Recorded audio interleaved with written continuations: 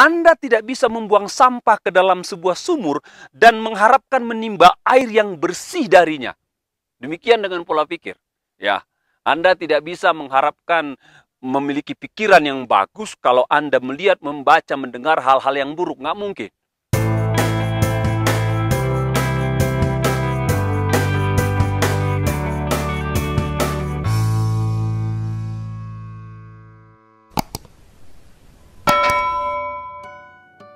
Shalom saudara, kita berjumpa kembali.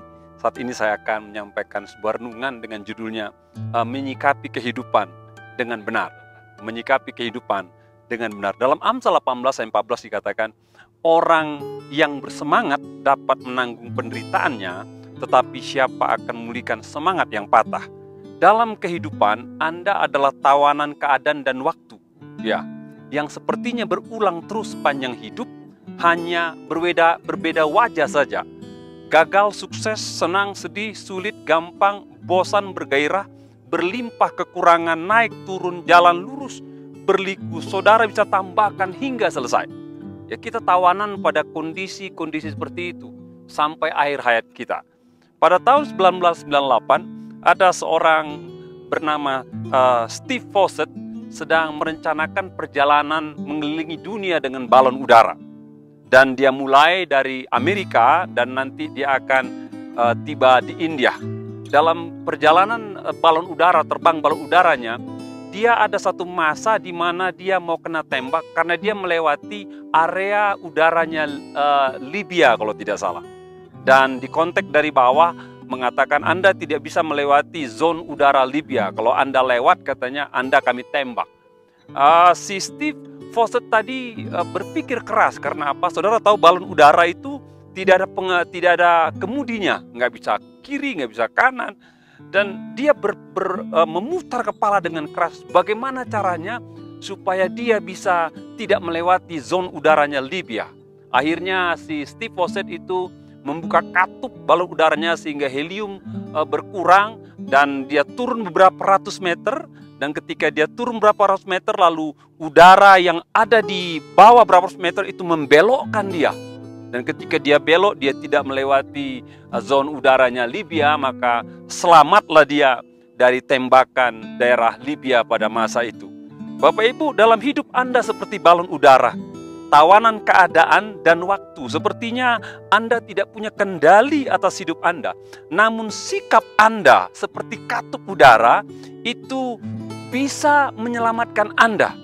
Sikap Anda, ya, turun dan naik Anda punya kendali untuk itu. Dan itu bisa menentukan arah hidup Anda, sekalipun kadang-kadang Anda tidak bisa merubah keadaan. Dengan merubah sikap Anda, maka Anda bisa merubah arah kemana hidup Anda akan pergi. Pertanyaannya, bagaimana kita menyikapi hidup dengan benar dalam dinamika yang silih berganti? Antara minus dan plus, antara berliku dan lurus, antara mudah dan tidak, antara berlimpah dan kekurangan, antara di atas dan di bawah. Ada beberapa hal yang perlu kita pelajari dari renungan firman Tuhan. Yang pertama-tama dalam Filipi 4 ayat 8 dikatakan, jadi akhirnya saudara, semua yang benar, semua yang mulia, semua yang adil, semua yang suci, semua yang manis, semua yang sedap didengar, semua yang disebut kebajikan dan patut dipuji, pikirkanlah semua itu. Yang pertama, bagaimana menyikapi hidup? Milikilah pola pikir yang benar. Ya, menyikapi hidup bagaimana? Ya, miliki pola pikir yang benar.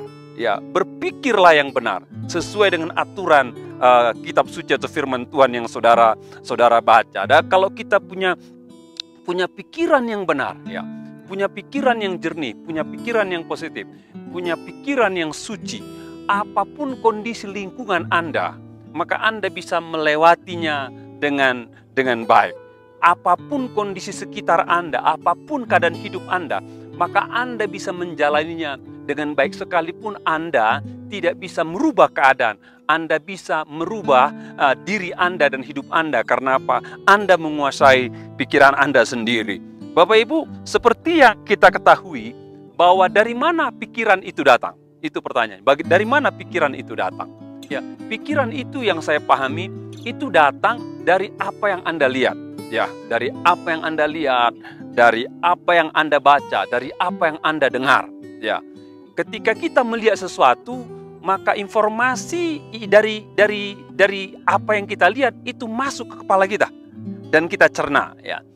Ketika kita mendengar sesuatu, maka informasi yang kita dengar itu kita cerna, itu kita pikirkan. Perhatikan, semakin banyak Anda melihat sesuatu, maka akan semakin sering Anda memikirkan itu, ya.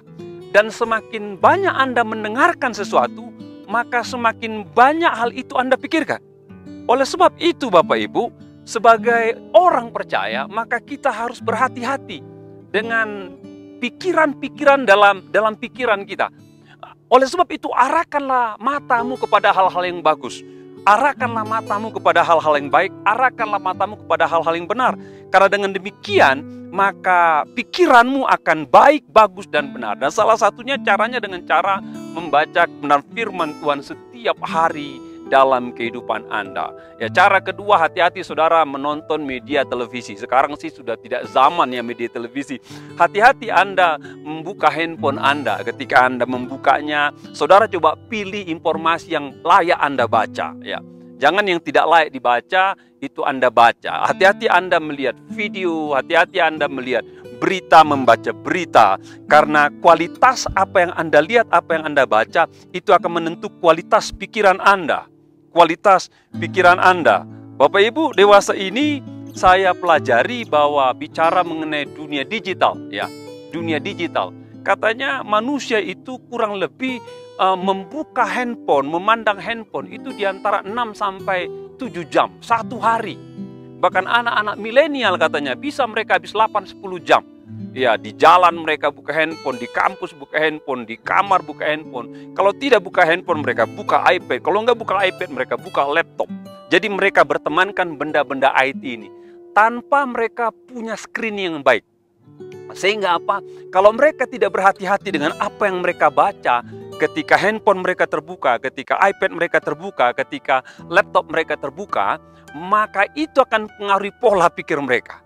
Namun berkatnya semakin mereka bisa men-screening dan melihat hal-hal yang baik, hal yang benar, hal yang bagus dari apa yang mereka baca, maka Anda atau anak-anak milenial bisa memiliki pola pikir yang baik, yang benar, yang bagus. Dengan pola pikir yang baik, benar, dan bagus, maka kita bisa menyikapi kehidupan ketika kehidupan tidak berjalan seperti yang kita angankan.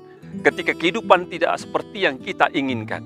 Itu bisa kita sikapi karena pola pikir yang benar. Ada sebuah quote mengatakan demikian. Anda tidak bisa membuang sampah ke dalam sumur.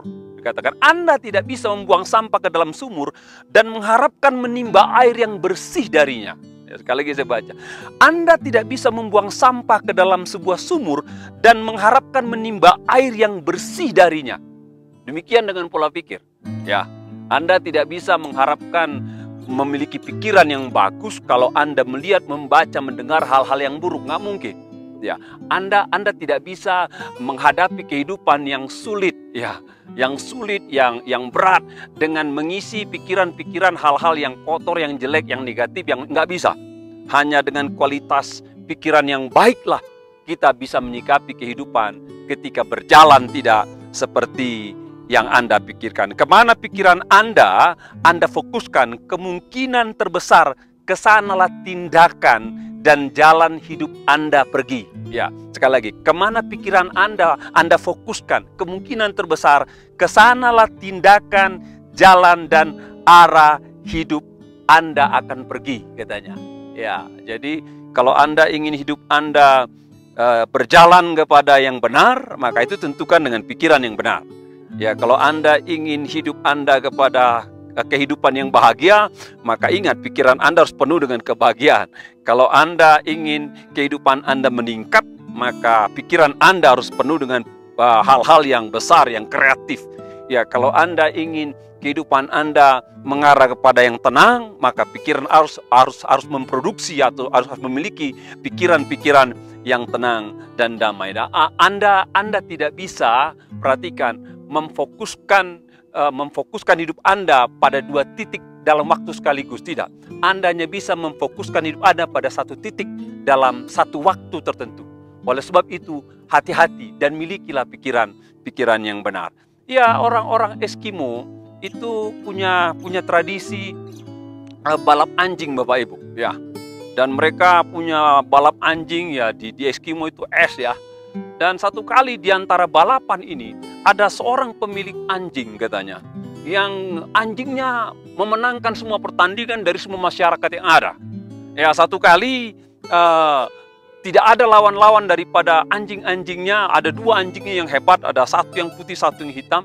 Dan telah dipertandingkan, nggak ada yang lawan. Akhirnya semua penduduk katakan sekarang coba di laga yang hitam dan putih, siapa yang menang katanya.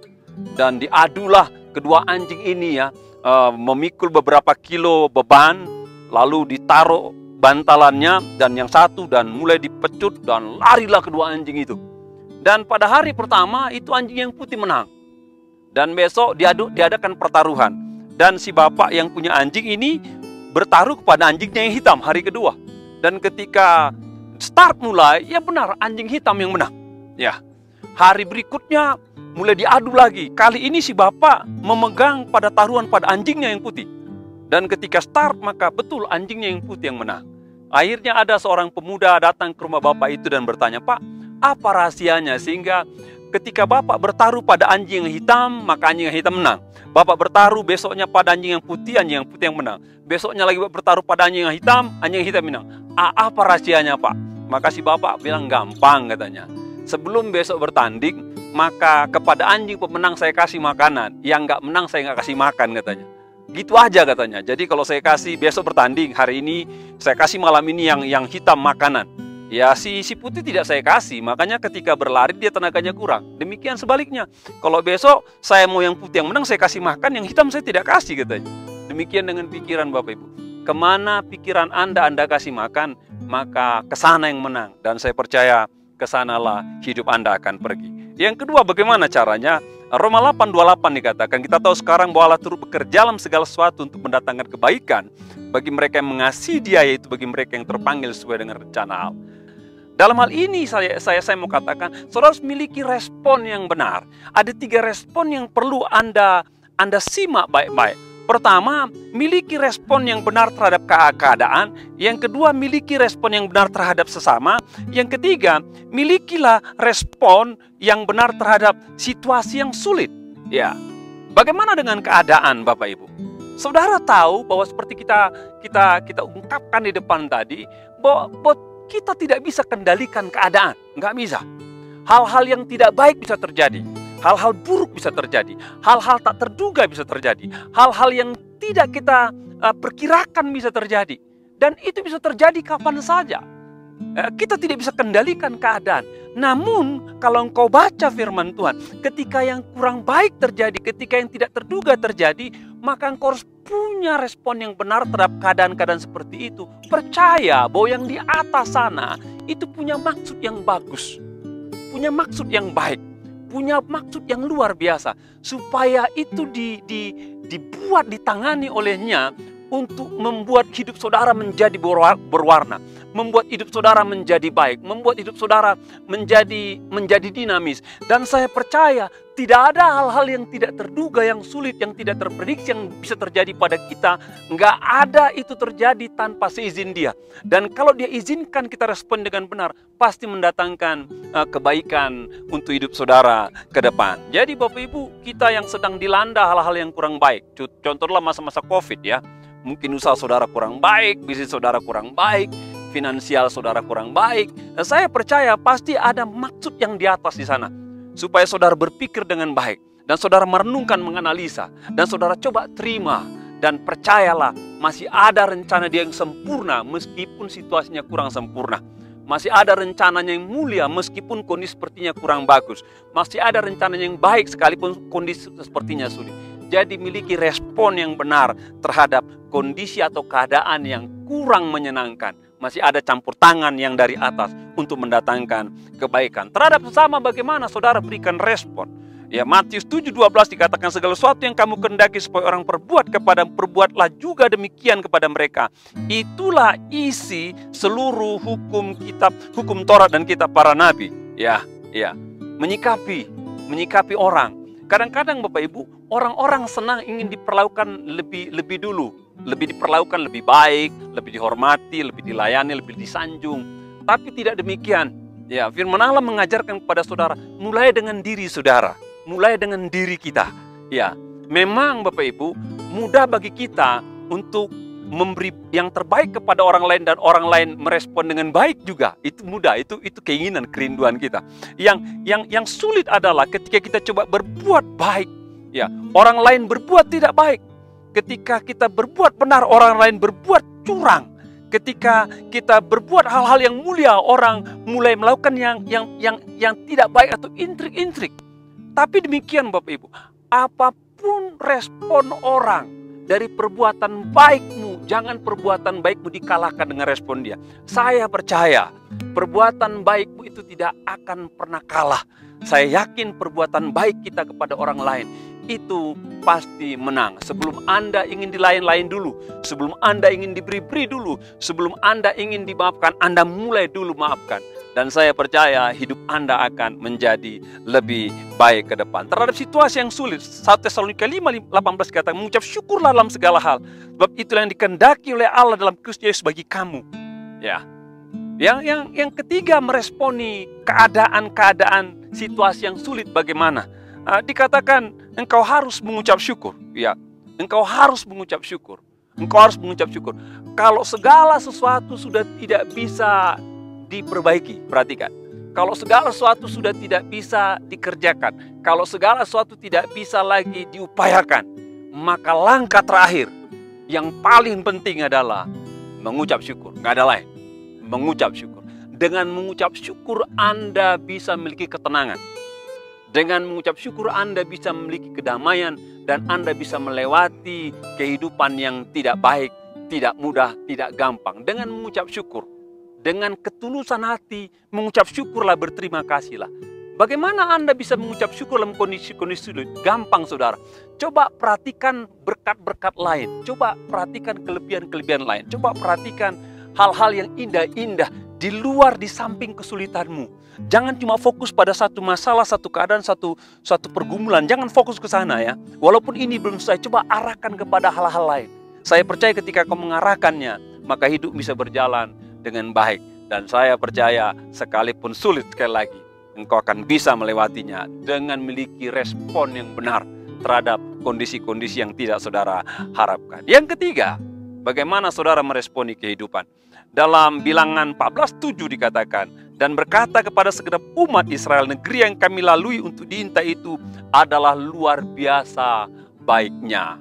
Adalah luar biasa baiknya. Sikap ketiga Bapak Ibu, ya, yang pertama tadi, milikilah cara pikir yang benar. Yang kedua, milikilah respon yang benar. Yang ketiga, milikilah perspektif yang benar.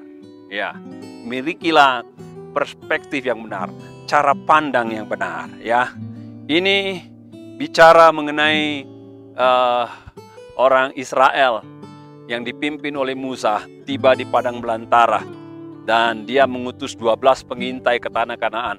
Dan ketika tanah Kanaan diintai, memang tanah itu luar biasa subur dan mereka membawa buah-buahan, ya, bawa buah anggur, mungkin buah delima, dan luar biasa. Namun ketika mereka tiba di perkemahan, mereka beri laporan. Yang 10 orang berkata, oh tanah itu bagus, cuma katanya kotanya, temboknya tinggi, penduduknya kayak raksasa. Mereka itu orang-orang yang tidak punya belas kasihan. Dikatakan bahkan ada isu di antara penduduk Kanaan itu memakan orang katanya. Memakan orang katanya. Lalu ada 2 orang yang tidak punya nada yang sama, ya, tidak punya nada yang sama, yaitu Kaleb dan Yosua. Ya, mereka katakan negeri yang kami lalui untuk diintai itu luar biasa baiknya. Dan dalam ayat yang lain dikatakan, yakinlah kalau Tuhan telah menyerahkannya, pasti kita bisa memiliki negeri itu. Jadi Yosua dan Kaleb itu punya perspektif yang benar. Bagaimana caranya? Pertama dari sisi spiritualitas. Katanya kalau Tuhan sudah janji, maka Dia akan beri bagaimanapun caranya. Memang secara pikiran, cara kekuatan, cara hitung-hitungan mereka sukar mengalahkan Kanan. Tapi kalau yang di atas sudah janji pasti bisa. Yang kedua katanya, memang ada halangan, ada musuh, ada tembok, ya, ada kendala-kendala, ada masalah. Namun kata Kaleb Yosua, itu negara yang begitu berlimpah, begitu luar biasa, begitu subur katanya. Itu berkat yang tidak dimiliki, yang tidak mereka jumpai baik di Mesir maupun di padang gurun. Yosua, Kaleb coba melihat sesuatu dari kacamata yang berbeda daripada yang dilihat 10 pengintai. Ya, masalahnya sama, berkatnya sama. Perhatikan Bapak Ibu, masalahnya sama, berkatnya sama. Cuma si Yosua, Kaleb melihat berkatnya di balik masalah.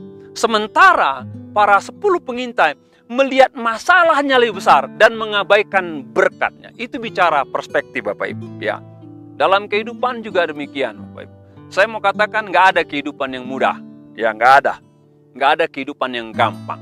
Dan saya mau katakan Bapak Ibu, setiap kali Anda bertemu dengan halangan, rintangan, Anda bertemu dengan kendala-kendala, saya percaya hukum ini, di balik kendala itu pasti ada berkat. Di balik halangan ada berkat. Di balik tantangan ada berkat. Tergantung Anda sekarang. Bagaimana Anda memandangnya? Anda memandangnya masalah itu dan Anda berhenti, atau Anda memandang berkat di baliknya dan Anda melangkah.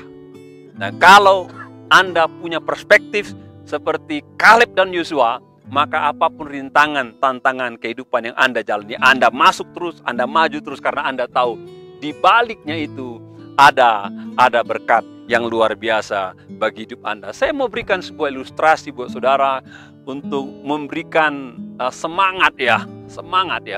Ya, saya ada baca sebuah narasi, sebuah kisah di Amerika. Waktu itu adalah zaman pemburuan serigala Bapak Ibu, ya, pemburuan serigala. Ya, lalu ada 2 pribadi ya. Kalau nggak yang satu namanya Dave, satu namanya Jared ya. Dua pemburu ini coba pergi ke daerah hutan yang ada di Amerika, dan mereka cari kiri kanan, mereka nggak ketemu serigala sama sekali. Ya, pada malam hari mereka tidur. Perhatikan, malam hari mereka tidur, dan salah satu dari mereka sadar bahwa mereka rupanya dikelilingi serigala. Yang satu katakan demikian, dibilang, "Kawan, kita matilah karena kita dikepung oleh serigala." Kawannya malah bilang, katakan, "Salah, kita dapat banyak cuan ini. Karena apa? Kita nggak usah cari serigala depan kita bisa panen," katanya. Memang sepertinya ilustrasi ini seperti kamuflase sedikit. Tapi saya mau katakan, ada kalanya hidup seperti itu. Tergantung Anda melihat angle kehidupan, perspektif kehidupan, masalah, berkat, Anda yang menentukan. Dan saya percaya kalau Anda berjalan bersama dengan Tuhan, maka apa yang Anda lihat, ke sana Anda pergi. Apa yang Anda pandang, ke sana Anda akan dapatkan. Apalagi bersama dengan Tuhan. Selamat bagi Anda. Selamat bagi Anda menyikapi kehidupan dengan benar.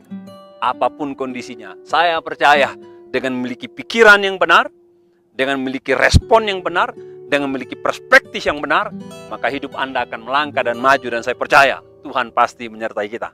Tuhan memberkati kita semua.